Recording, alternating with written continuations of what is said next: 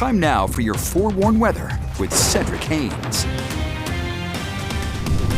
Well, good Tuesday morning, Utah. Look at the big thunderstorms rolling across Park City over there yesterday afternoon. That was not the only place. As we made our way into the valley here, Ted caught this shot at the state capitol of some of that heavy rain coming down with some of those gusty winds from time to time.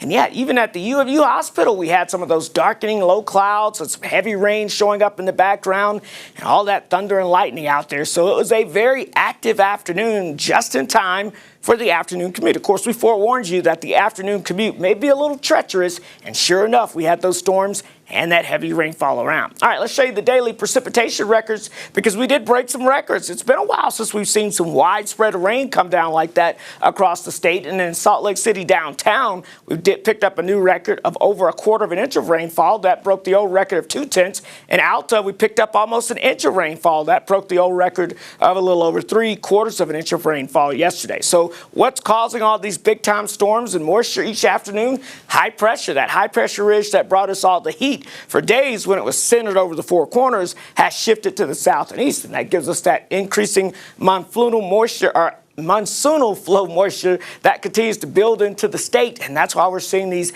daily rounds of showers and storms. Hey, we're waking up to some leftover rain showers from Provo down towards Mount Pleasant. We've had some rumbles of thunder just to the north and west of the Gunnison area, and then a few more isolated showers and thunder showers there near Lake Powell and Hanksville this morning. And of course, the lake remains very active with some activities centered around the lake throughout the morning hours. So we're going to watch that kind of fade out as we go throughout this morning, but I do think the threat of strong and severe thunderstorms will return as we go into the afternoon hours again, especially along and east of I-15. So we do have that marginal risk of severe weather showing back up. What that means, gusty winds, heavy rainfall, and the potential of hail will all be possible. So let's time it out for you again. Again, this morning, the morning activity will slowly drift over, kind of still festering a little bit into the Uintas as we go into the afternoon hours, the early afternoon, but it's after 2 o'clock.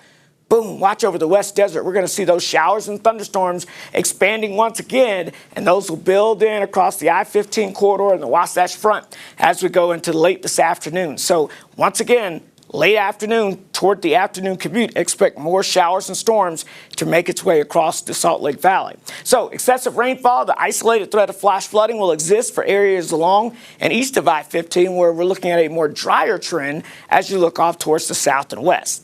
Overall, this high pressure, low pressure working to bring in that monsoonal moisture will begin to break down the pattern a little bit as a new area of high pressure builds into the south by the end of the week. So I think Thursday and Friday will start drying things out a good bit across the area as that high pressure ridge kind of peaks across portions of the Four Corners area, but it's going to keep moving, which means it's going to return the chance of moisture back into the area by the time we get towards the end of the weekend. So while we may get a break from the afternoon rain and storm chances for the end of the week, I do think they return as we get towards next week. Speaking of the high pressure ridge and that heat dome, you know what? We got so close to an all-time record in St. George.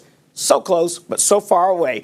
We ended up on the number 2 spot for consecutive 100-degree highs for the summertime as we stopped at 52 yesterday, or Sunday, I should say. We had a high in the upper 90s, so that led to that. So St. George, 98 degrees for us today with those isolated storms, otherwise drying out for Thursday into Friday. And then more moisture returning for the second half of the weekend along the Wasatch Front. Scattered storms likely in the afternoon, isolated storms on your Wednesday. Then we dry things out before more moisture for the weekend.